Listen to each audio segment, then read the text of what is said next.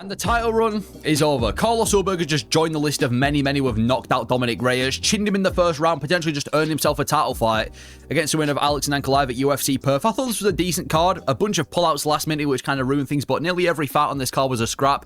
Got a new light heavyweight contender. Finally, Ulberg's had a fun fight, and knocking out Dominic Reyes isn't good to see, but we're going to be breaking down every fight on this card, and we'll start off with Loma Lookboonmee versus Alexia Thainara. Alexia Thainara wins a decision. Now, yeah, this was an impressive performance by Alexia Thainara. 30-27, dominated with the grappling. And she's one of the better grappling prospects in this strawweight division right now. And it was a pretty decent fight, to be honest, for women MMA standards. There was a high volume pace from Loma Lookboonmee. I remember her blasting Alexia Thainara with the body kicks. And she's always had that kind of aggressive Muay Thai and Taekwondo style. And solid grappling from Alexia. I think Alexia's grappling is legit. We all knew she had decent grappling after submitting Molly McCann, but it was kind of like, okay, you've submitted Molly McCann. I think everyone on the roster can do that. Let's see who gets a proper opponent. And in your second fight, to take on Loma Lookboonmee, who's on a winning streak and has been in the UFC for a shit ton of time, and to 30-27 that's impressive for Alexia Thainara. So I think she's someone to look out for.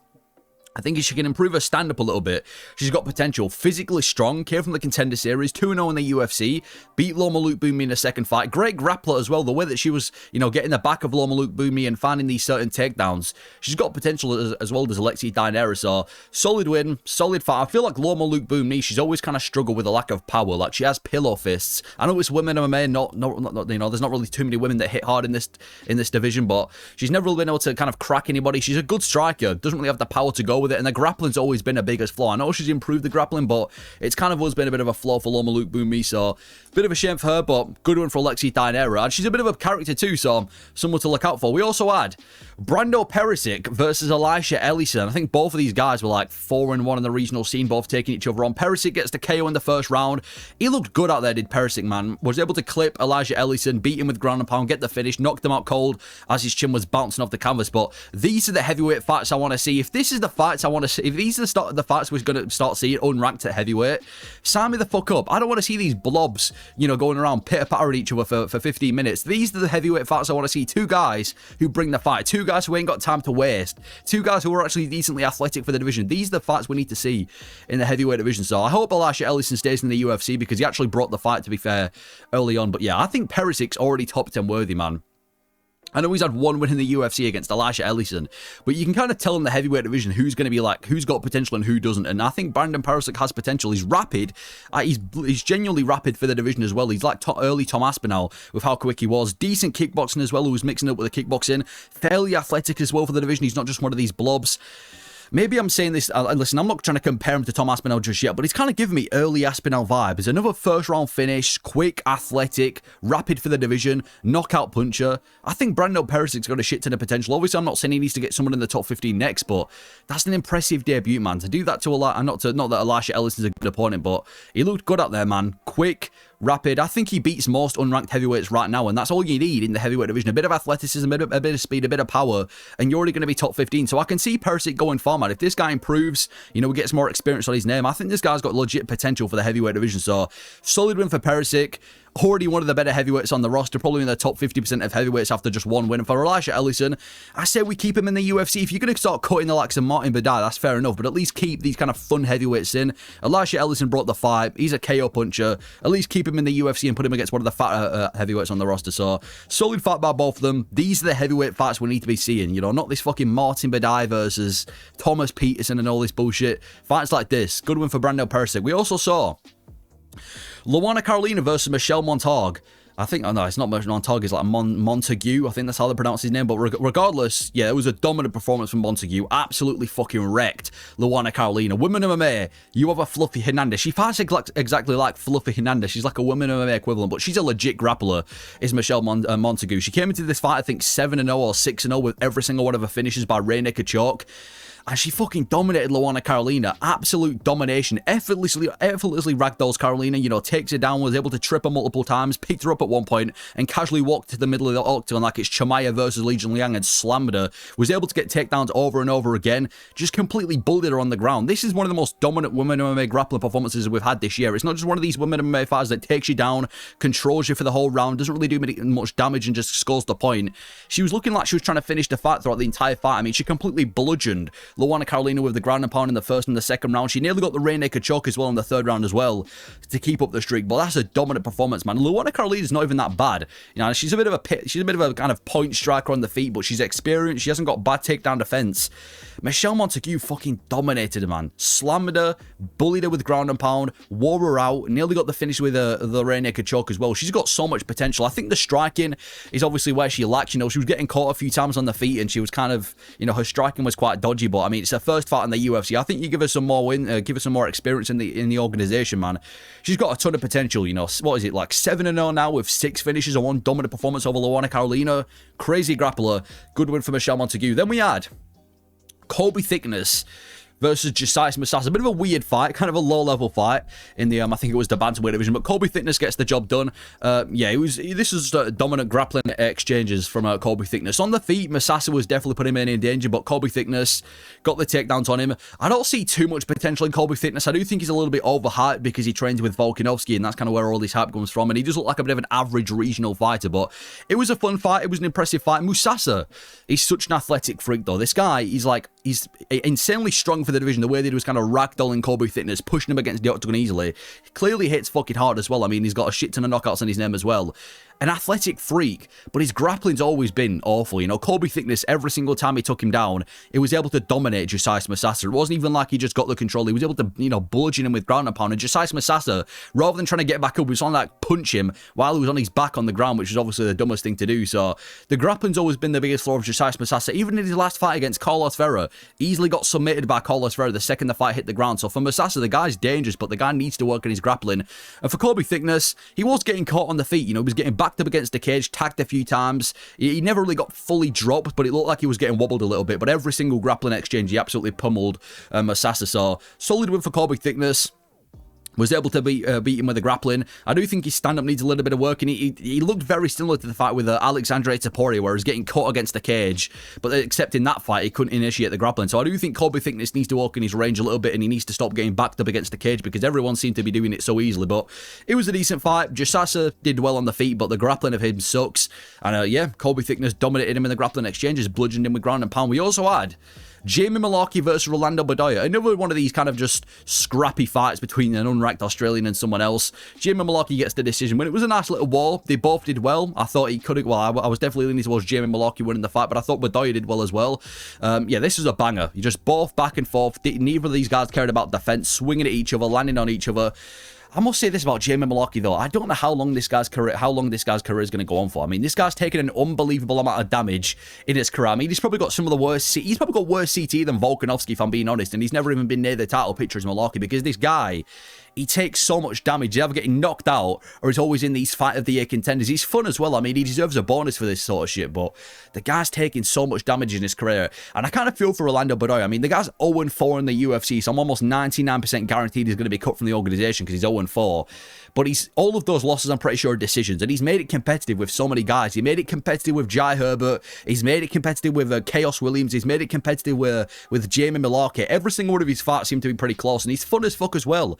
Every single one of his fights are like, you know, fight of the night potential. He's always swinging back and forth. He's got this high output boxing pace. So it's a shame. He's probably going to have to get cut from the UFC now. But he's still UFC worthy, I feel like. And, you know, usually they give like one of these new guys a can. But he's had a pretty tough run at 155 so far. So didn't get the job done, but yeah, Mullarkey, he looked all right. You know, he was landing the bigger shots from Rolando, but he was still getting caught a lot, though, from Mullarkey. And again, I don't know how long this guy's career is going to last, because he's taking so much damage in his career. I can see this guy getting some sort of, like, getting cut from the, not cut from the UFC, but having some crazy downfall in, like, the next year or two. So, solid fight. Probably deserves some sort of bonus, but Jamie Mullarkey, this guy, taking way too much damage. We also had Andre Petroski versus Cam Rowston. Yeah, Cam Rowston is fucking massive for the division. Knocks out shinny Andre Petroski in the first round pretty easily. First big shot he lands, crumbles him, and he gets the TKO finish. Rowston's massive for the middleweight division. I mean, if you look at him on the Contender Series, how he stood next to Torres Finney, you know, we kind of knew how big he was, but that was kind of because Torres Finney was tiny.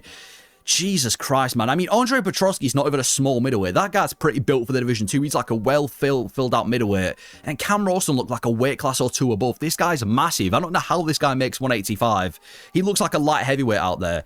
He's massive for the division. And yeah, I mean, chinny Andre Petroski got crumpled. Yeah, Petroski's got to be one of the most chinny middleweights on the roster. I mean, I remember that time when he fought Jacob Malkoon, shot a takedown and knocked himself out as he shot the takedown. And in this fight, I mean, I think it was Cam Rowston landed like I think it was a straight right hand and it crumpled Andre Petroski. So Petroski's chin lets him down, gets clipped and crumpled by Cam Rowston. But great debut by Cam Rowston. I mean, the Octagon interview was tragic. I don't know what he was trying to do in that Octagon interview. He's almost like he stole the Octagon interview of like 5 different fighters and jumbled it into one. He started glazing Adesanya as well halfway through his interview as well, which I didn't understand. But yeah, he seems like a dangerous dude. Tall, massive for the division. Obviously hits pretty hard.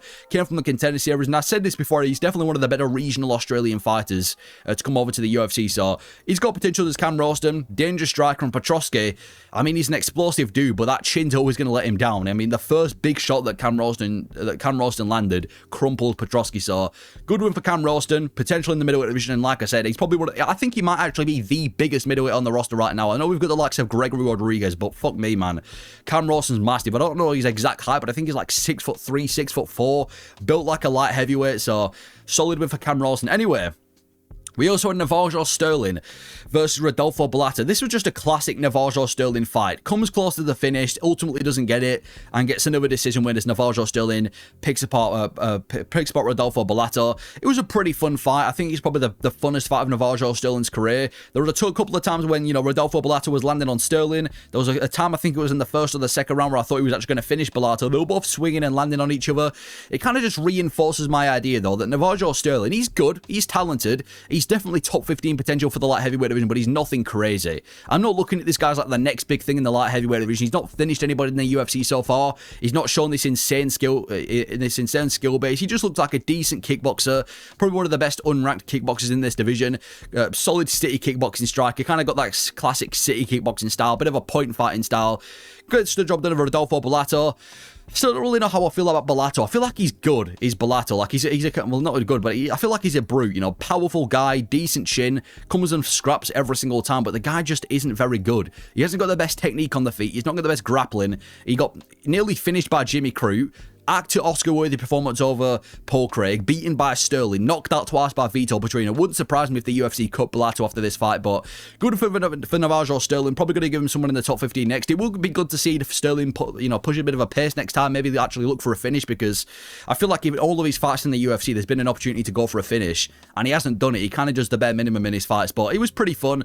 A decent back and forth fight. Good one for Navajo Sterling. Then we had Tom Nolan versus Charlie Campbell. And I mean, if someone's going to get a bonus, I think Tom Nolan's probably going to be one of these guys on the roster, on this card, should I say, that get a bonus. Gets the submission in the first round. Yeah, Charlie Campbell was tagging him on the feet. Ultimately, Tom Nolan gets into the ground, easily gets the submission over Charlie Campbell, and gets another win in the UFC. He's now on a bit of a winning streak as well. Is Tom Nolan. Yeah, this was a banger while it lasted. Both guys giving it and taking it. Charlie Campbell was clipping Tom Nolan on the feet with his boxing. Tom Nolan, I think it was it was some point in the fight where he got a really nice spinning back kick to the body of Charlie Campbell. They were both just scrapping on the feet, which is kind of what I expected. You know, both these guys are always in fun fights in the UFC until eventually Tom Nolan, after taking a bit of a beating and dishing one out, takes him down, easily chokes out Charlie Campbell like he owes him money, and gets the job done. Yeah, Campbell has nasty hands, bro. This guy's boxing, he's got insane accuracy. Like I said, he was clipping Tom Nolan, but he's always struggled defensively. I mean, on the feet, I remember he got chinned by Chris Duncan because of his defense, and apparently his grappling defense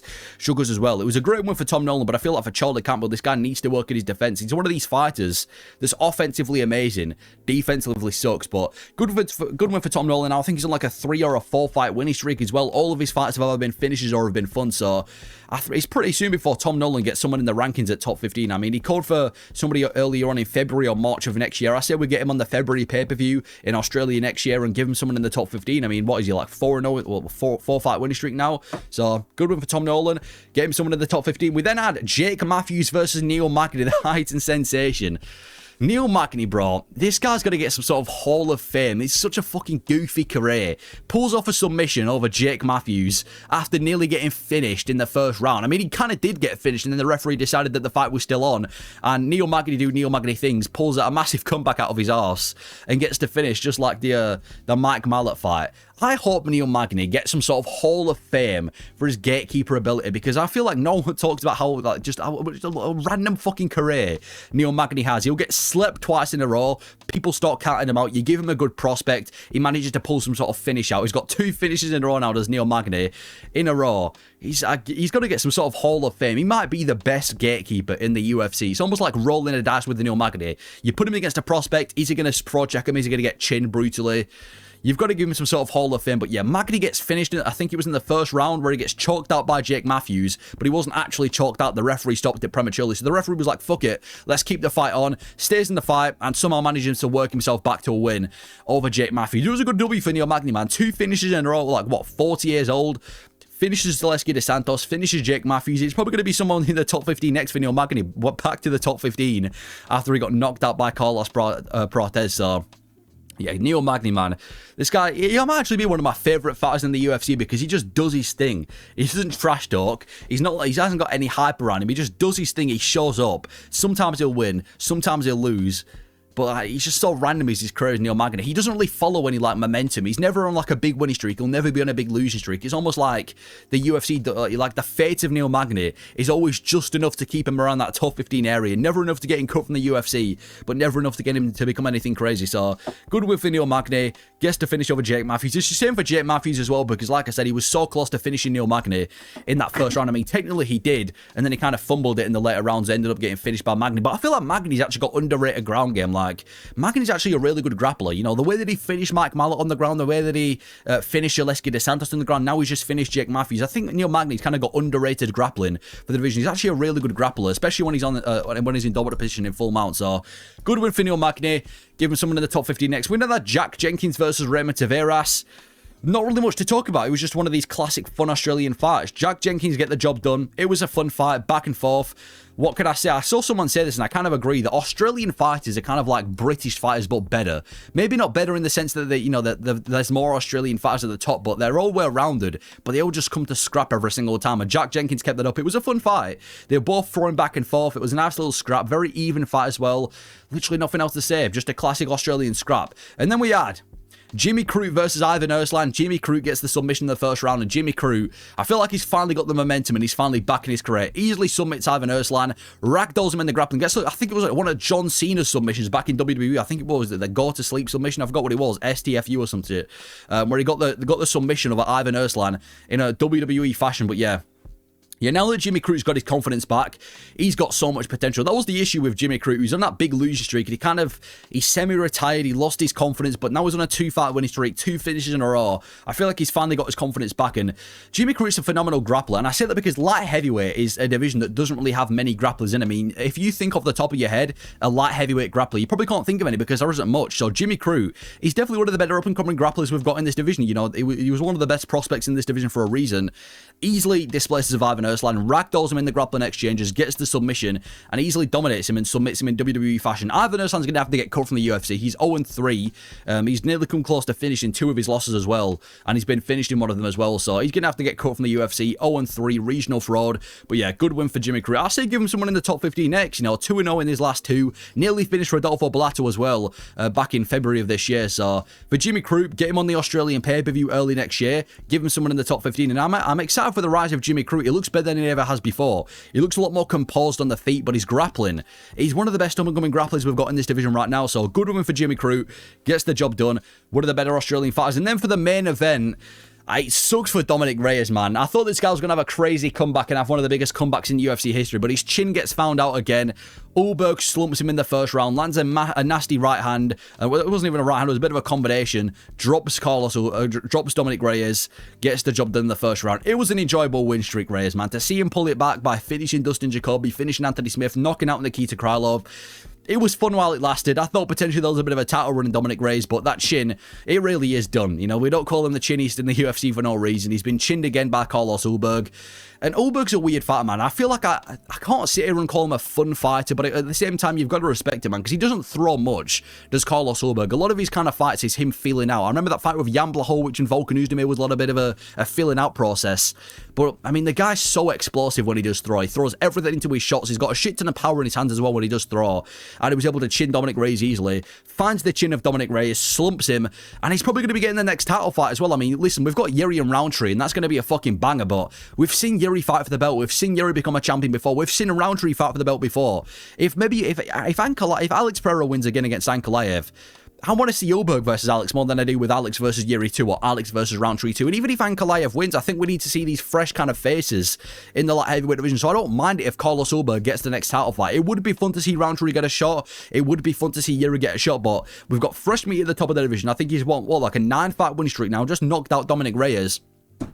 I think that's going to be a title shot performance from Carlos Ulberg. And even if he doesn't get the next title shot, I don't think he should have to fight again before fighting for the belt. You know, we fought Reyes on this big winning streak, slumped him out cold. So I think Carlos Ulberg, yeah, let's give him the next title fight. And for Dominic Reyes, I can't sit here and call him completely washed. If there was a time when he was washed, it would have been when he got knocked out by Ryan Spann. And then when we called him washed, he pulled back with a 3-fight KO streak. So I don't think we can ever sit here and comfortably say that Dominic Reyes is washed. But I mean, yeah, I think it's safe to say he's never coming close to the title picture. But fair play to Dominic Reyes. It just shows how shit Don Jones is. Beat John. No, but on all seriousness, good win for Carlos Ulberg. Gets the job done. But that's my thoughts on UFC Perth. I thought it was a decent fight night, quite short. A shit ton of pullouts. The Toffa brothers need to cut him, but it was a good little fight night. A bunch of scraps on there. Barely any boring fights. And yeah, good win for Carlos Ulberg. Let me know your thoughts on this card. Thank you for watching.